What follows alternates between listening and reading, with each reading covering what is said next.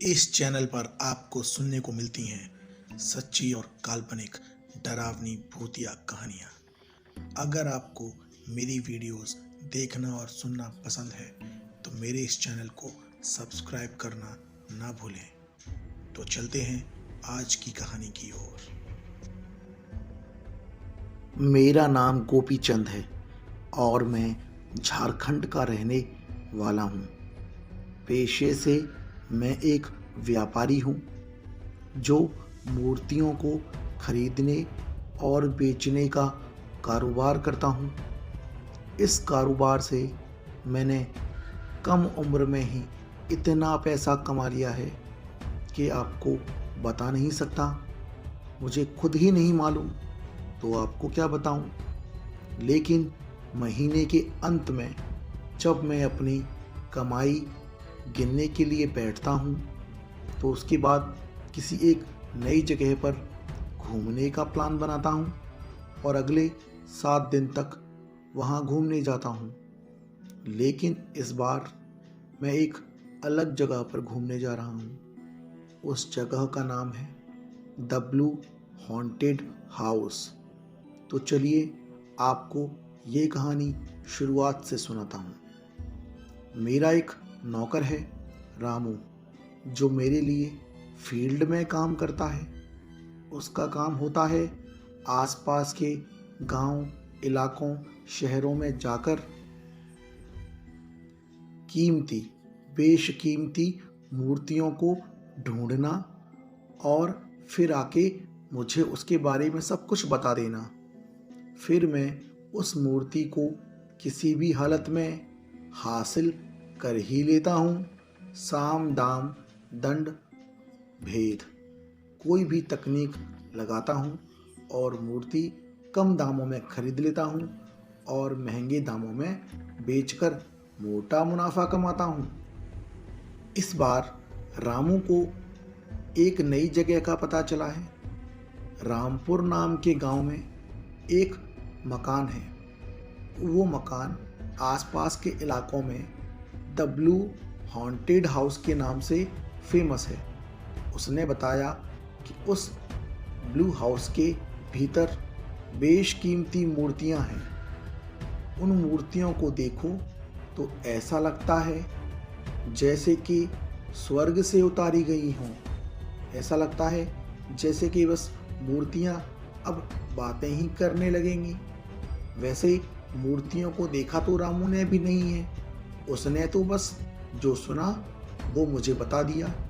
लेकिन अब मैं उन मूर्तियों को देखने के लिए पागल हो रहा हूँ। मैंने अपने एक व्यापारी मित्र और रामू को बुलाकर कल ही निकलने का फैसला किया है। मैं अच्छे कामों में देरी नहीं करता। बस अब मुझसे इंतज़ार नहीं हो रहा। और देखते ही देखते पूरा दिन बीत गया और सुबह हो गई। अब सुबह ही सुबह रामू घर पे आ गया। गाड़ी में डीजल भी डलवा के लाया और पीछे पीछे मेरा व्यापारी मित्र भी आ गया। सुबह कुछ 10:30 के आसपास हम लोगों ने निकलने की तैयारी की। रास्ता मैंने नहीं देखा था, रामू ने भी नहीं देखा था।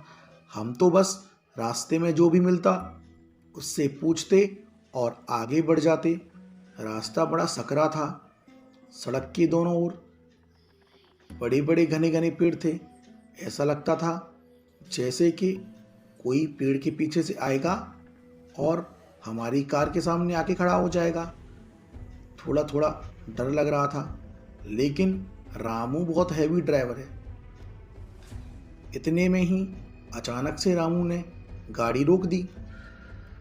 मैंने पूछा, ए रामू, गाड़ी क्यों रोक दी रे? क्या हो गया? तो रामू बोला, अरे सेठ जी। तो मैंने बोला, अरे बोल ना, ऊंचा थोड़ी सुनता हूँ मैं। अरे सेठ जी, एक काली बिल्ली ने रास्ता काट दिया है। मुझे लगता है हमें थोड़ी देर यहाँ रुककर इंतज़ार करना चाहिए। कोई और निकल जाएगा, उसके बाद हम लोग भी चले जाएंगे। तो मैंने कहा, अरे रामू, तू इतना डरपोक कब से हो गया रे? तू जानता नहीं है मैं तेरे साथ हूँ, तू गाड़ी चालू कर, चल। कुछ नहीं होता है। रामू बेचारा करता भी तो क्या, नौकर था, उसे मेरी बात माननी ही पड़ी। उसने गाड़ी चालू की और हम उसी रास्ते पर आगे बढ़ने लगे। लेकिन गाड़ी चालू करने से पहले रामू ने 3 बार खिड़की से बाहर की ओर थूक दिया। फिर एक मोड़ आया। काफ़ी चलने के बाद उस मोड़ पर एक चबूतरा था। उस चबूतरे पर एक 55 से 60 साल के बीच का आदमी शॉल ओढ़ के नीचे की ओर सर झुका के हाथ में लठिया पकड़ के बैठा हुआ था। रामू ने गाड़ी रोक के उससे पूछा, ए चचा, चचा, ए चचा, ये रामपुर गांव कहाँ है? लेकिन वो आदमी कोई जवाब ही नहीं दे रहा था। अंत में उस आदमी ने अपने उल्टे हाथ से एक रास्ते की ओर इशारा किया और हम समझ गए और रामू ने उसी रास्ते पर गाड़ी दौड़ा दी। कुछ 40 से 45 मिनट चलने के बाद हम रामपुर गांव में पहुंचे। उस वक्त शाम के 5:15 या 5:30 हो रहे थे। रामू ने एक कॉर्नर की दुकान के पास गाड़ी खड़ी कर दी और गाड़ी से बाहर उतर के उस दुकान वाले के पास गया और उस दुकान वाले से खाने का कुछ सामान लिया और उससे पूछा कि ए भैया, जे ब्लू हॉन्टेड हाउस कहाँ है? जैसे ही रामू ने ये पूछा, दुकान वाला उसको देखता ही रह गया और कुछ जवाब नहीं दिया। आसपास जो लोग खड़े थे वो भी रामू को ऐसे देखने लगे जैसे कि उन्होंने भूत देख लिया हो। 7-8 लोग आसपास खड़े थे और सभी के मुंह पे चिंता की लकीरें स्पष्ट देखी जा सकती थी। तभी वहां पास में एक 80 साल का बुढ़ा बैठा हुआ था। वो बोला, ए लला, का करोगे व मकान में जाके? हमारी मानो तो मत जाओ, वह मकान में भूत रहते। आज नो तितेक आदमी गए हैं, कोई लौट के ना नहीं आओ। और रामू ये बोल के हंस गया। तभी भीड़ में से एक आदमी बोला, अरे रामू भैया, हमने ऐसा क्यों लग रहा है कि हमने तुम्हें कहूँ देखो है? तो रामू सकपका जा गया। उसने, ए नहीं नहीं, मुझे कहाँ देखा होगा। तब तक मैं गाड़ी से नीचे उतर आया था और मैंने पूछा रामू से, क्यों रे रामू, तू पहले भी कभी इधर आया है क्या? तो रामू बोला, नहीं नहीं सेठ जी, मैं कहाँ आया, ये तो ऐसे ही गलत फहमी हुई है इनको। मैंने कहा ठीक है। गांव के लोगों ने मुझसे भी बड़ी रिक्वेस्ट करी कि मत जाओ उस मकान में, मकान बड़ा खतरनाक है। लेकिन मेरे सर पर उन मूर्तियों को बेचने का इतना भूत सवार था कि मैंने सबकी बातों को नज़रअंदाज कर दिया और गाड़ी में बैठने लगा। जैसे ही गाड़ी में बैठने वाला था मैं, तभी वो 80 साल वाला बुढ़ा मेरे पास आया और उसने मेरे कान में कहा, देख भैया, तू वह मकान में जाए तो रोवे, लेकिन अगर कोई खतरा महसूस हो तो मुख्य दरवाजे के पास में काले रंग की एक किताब होगी, वह किताबें खोल के 78 नंबर के पन्ना पढ़ लियो। और मैंने उसकी बात को सुन के कार का गेट लगा लिया और हम चल दिए उस मकान की ओर। वो ब्लू हॉन्टेड हाउस गांव से कुछ 5 या 10 मिनट की दूरी पर होगा। कार से पैदल थोड़ा ज़्यादा समय लग जाता होगा। और जहाँ पर वो हॉन्टेड हाउस बना हुआ था उसके आसपास काफ़ी दूर दूर तक कोई पशु पक्षी, जानवर, इंसान कोई भी नहीं दिखाई दे रहा था। बल्कि मैं तो कहूँगा कि वहाँ मुझे कोई हरा पेड़ भी नज़र नहीं आ रहा था।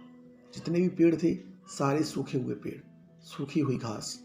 और हवेली के मुख्य दरवाजे पर एक बड़ा सा ताला लटका हुआ था और बगल में एक छोटी सी अलमारी थी बाहर, उसमें एक किताब रखी थी काले रंग की। लेकिन मैंने रामू को इस बारे में कुछ नहीं बताया। मैंने उस किताब को चुपके से अपने पास रख लिया। तब तक रामू उस दरवाजे का ताला तोड़ने में व्यस्त था। ताला तोड़ने में 15 से 20 मिनट लग गए और अब हम महल के अंदर प्रवेश कर गए थे। शाम का वक्त हो गया था। अंधेरा अपने पैर चारों ओर पसार रहा था। आसपास कोई आवाज नहीं आ रही थी। चारों तरफ एकदम सन्नाटा। एक तो अंधेरी रात, ऊपर से इस मकान का रंग बिल्कुल नीला। इतना डरावना मंजर आंखों के सामने था कि अगर कोई कमजोर दिल वाला इंसान होता तो वो यहीं पर बेहोश हो गया होता। उस महल में अंदर पहुंचने के लिए हमने कम से कम 10 मिनट का रास्ता तय किया। बहुत बड़ी जगह में ये महल बना हुआ था। महल कह लो, मकान कह लो, कुछ भी, लेकिन ये बहुत बड़ा था। अंदर पहुंचे तो एक और दरवाजा था, उसका ताला भी रामू ने तोड़ दिया। अंदर घुसे तब तक 7:30 बज गए थे।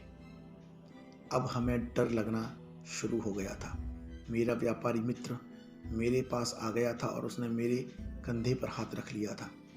रामू आगे आगे चल रहा था। हम दोनों अचंभित थे ये सोचकर कि रामू कितना साहसी व्यक्ति है, उसे बिल्कुल डर नहीं लग रहा। रामू हमें रास्ता दिखा रहा था। रामू ने एक तरफ जाकर कमरे की लाइट चालू करी। मैं अचंभित हो गया। रामू को कैसे मालूम चला इतने अंधेरे में कि इधर से लाइट चालू होती है। और जैसे ही लाइट चालू हुई, चारों तरफ मूर्तियां ही मूर्तियां, हर तरफ मूर्ति। इतनी सुंदर मूर्तियां जितनी मैंने आज तक पहले कभी नहीं देखी। एक एक मूर्ति ऐसी लग रही थी कि बस कुछ ही देर में ये सब जिंदा होकर बात करने लगेंगी। ये मकान 3 मंजिल था और रामू हर एक मूर्ति के पास मुझे लेकर जा रहा था और मैं भी उन्हें बड़े गौर से देख रहा था। मेरा व्यापारी दोस्त मेरे पीछे पीछे चल रहा था। धीरे धीरे करके दूसरी मंजिल पर ले गया और उसके बाद तीसरी मंजिल पर लेकर गया। मूर्तियां देखने में हम लोग इतने व्यस्त हो गए कि समय का पता ही नहीं चला और घड़ी देखी तो रात का 1:30 बज गया था कि तभी अचानक से उस मकान की लाइट चली गई। मेरे व्यापारी दोस्त ने मुझे कस के पकड़ लिया और मैं रामू को ढूंढ रहा था अंधेरे में। लेकिन रामू जो अभी मेरे बिल्कुल पास में ही खड़ा था, मिल ही नहीं रहा था। मैंने रामू को आवाज लगाई, रामू रामू, ए रामू कहाँ है तू? लेकिन रामू बोल ही नहीं रहा था। अचानक से कमरे में उजाला हुआ। पलट कर देखा तो रामू के हाथ में चिमनी थी और रामू ने दरवाजे की कुंडी अंदर से लगा दी और अब मेरे पास बड़ी अदब से आने लगा। धीरे धीरे मैंने देखा कि रामू की शक्ल बदलती जा रही है। ये वो रामू नहीं है। रामू का चेहरा बदलता जा रहा था। उसके हाथों में बदलाव आ रहा था। हाथों पे बड़े बड़े बाल, नाखून उसके बढ़ते जा रहे थे। उसके सर के बाल बढ़ते जा रहे थे और कुछ ही सेकंड में रामू एक राक्षस के रूप में बदल गया था और जोर जोर से हमें देखकर हंसने लगा था। मेरा व्यापारी दोस्त इतना डर गया था कि मैंने उसे अपने हाथ से कस के पकड़ लिया और हम पूरे मकान में इधर से उधर भागने लगे।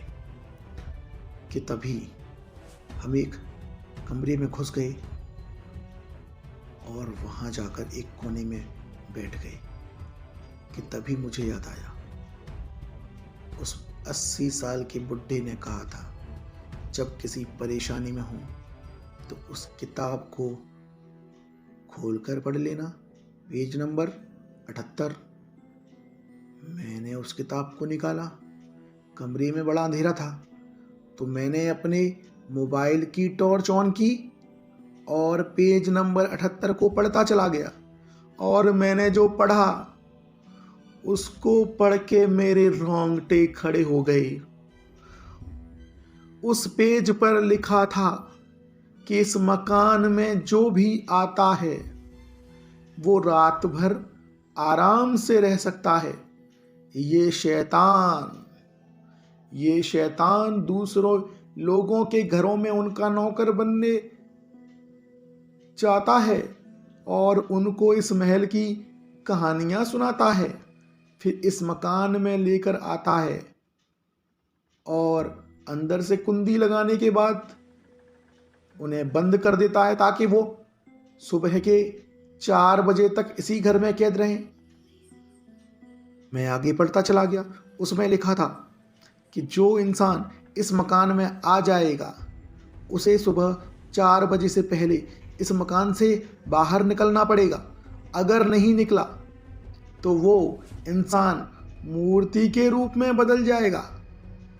हो मेरे भगवान, अब समझ में आया, ये जितनी भी मूर्तियां हैं ये मूर्ति नहीं है, ये इंसान है जो 4 बजे से पहले वापस नहीं जा पाए।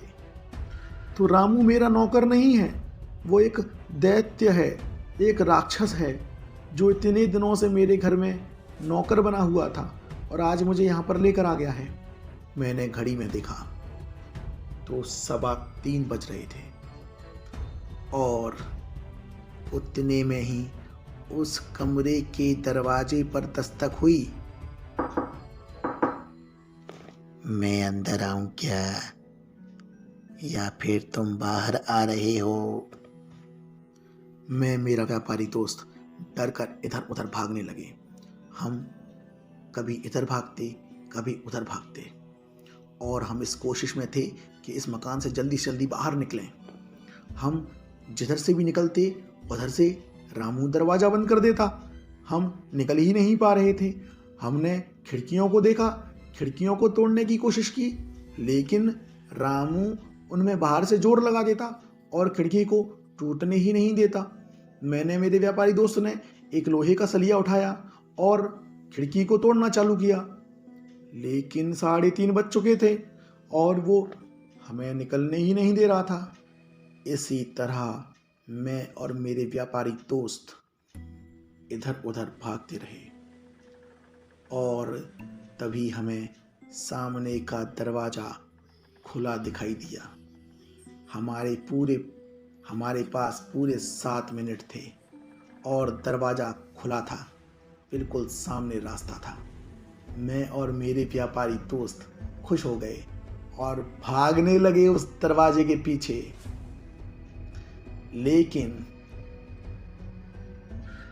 उस दरवाजे से बाहर निकलकर हम आसानी से धीरे धीरे चलने लगे, क्योंकि अब मुसीबत हमारे सर से टल चुकी थी। हम चल रहे थे आराम से, खुश थे कि हम बच गए। लेकिन तभी अचानक से मेरे कदमों ने आगे बढ़ने से मना कर दिया। मैं और मेरा व्यापारी दोस्त आगे बढ़ नहीं पा रहे थे। हम एक ही जगह रुक गए थे। हम अपना चेहरा नहीं हिला सकते थे। शायद हम मूर्ति में परिवर्तित हो चुके हैं। हम सब कुछ महसूस कर पा रहे थे।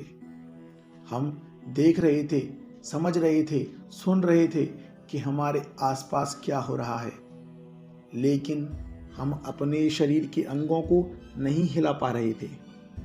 हम मूर्ति बन गए थे। तभी मेरे दिमाग में आया, उस किताब में लिखा था कि मकान के मुख्य दरवाजे से बाहर आना है।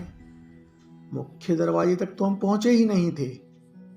हम तो बस मकान से बाहर आए और अभी हम मकान के अंदर ही थे।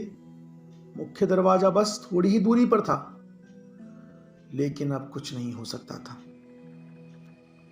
तभी रामू हमारे पास आया, जो कि अभी राक्षस के रूप में था।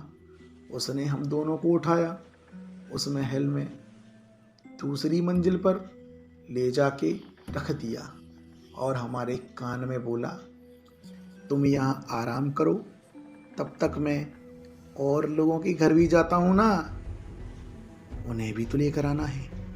और उसने बताया कि अब हम केवल तभी छूट सकते हैं इस मूर्ति जीवन से जब कोई इंसान हम पर गंगा जल छिड़क दे। काफी समय तक हम रामू को जाते हुए देखते रहे और रामू चला गया। हम तो इस घर में आके फंस गए हैं, मूर्ति बन गए हैं, लेकिन वो रामू आज भी किसी के घर में नौकर बन के रह रहा होगा। देख लेना, कहीं आपके घर में जो नौकर है वो रामू तो नहीं। मेरा काम आपको बताना था, मैंने बता दिया। अगर रामू कहे कि आपको किसी नई जगह घुमाने ले चलता हूं तो मत जाना। अगर आप अपनी कोई भूतिया कहानी मेरे साथ शेयर करना चाहते हैं तो मेरे व्हाट्सएप नंबर पर आप अपनी कहानी भेज दीजिए। मेरा व्हाट्सएप नंबर मैंने डिस्क्रिप्शन में डाल दिया है।